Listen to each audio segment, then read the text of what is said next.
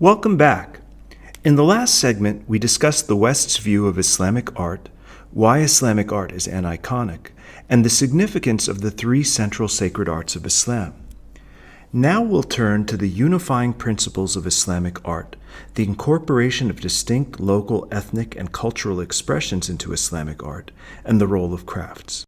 As we have seen, Islamic art is rooted in the Quran as the Word of God.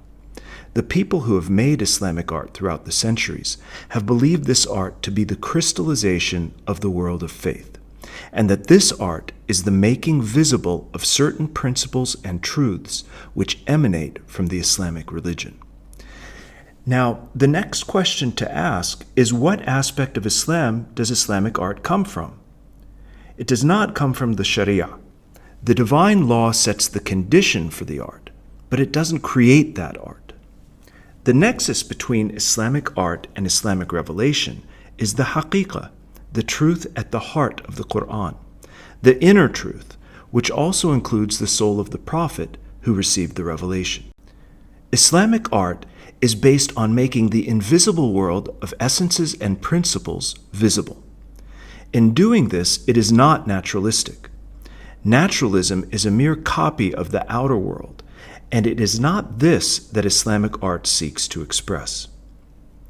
It's true that different Muslim peoples have made different kinds of art. Islam is never a uniformizer, it's a unifier. Regional variations in materials, structural techniques, and aesthetic sensitivities are manifested throughout the history of Islamic art, but always within one unified spiritual and artistic universe.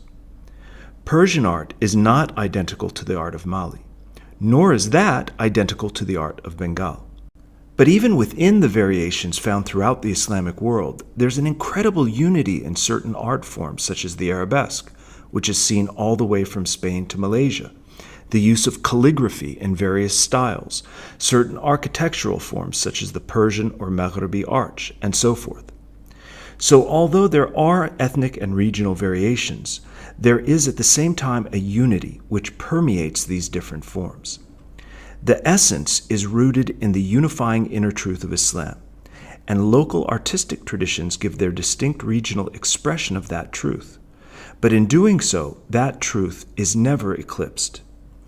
That is why a person traveling from a mosque in Indonesia to one in Iran to one in Egypt, while seeing the unique beauty of each, can feel in all of them that he or she is in the same Islamic universe. In the Islamic context, there are no arts and crafts. The two are one and the same. The divorce between art and craftsmanship is a relatively recent Western phenomenon.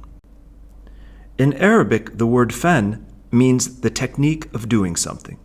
Everything has its fan. And art itself is called fan, also sanaa.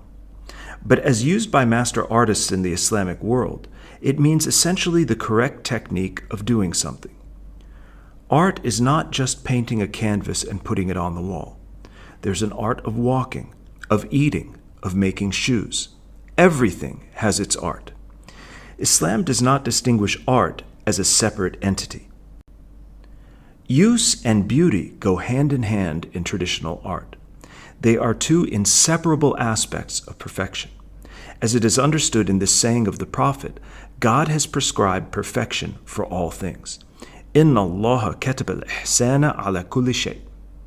Here, the term ihsan, perfection, includes equally the meanings of beauty and virtue.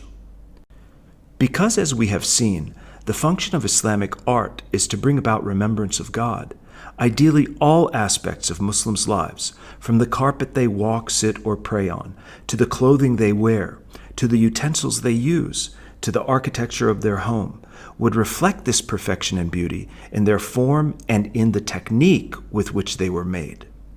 In this way, Islam concentrated on the objects that are closest to the human soul, and whose forms affect the human soul most in its art.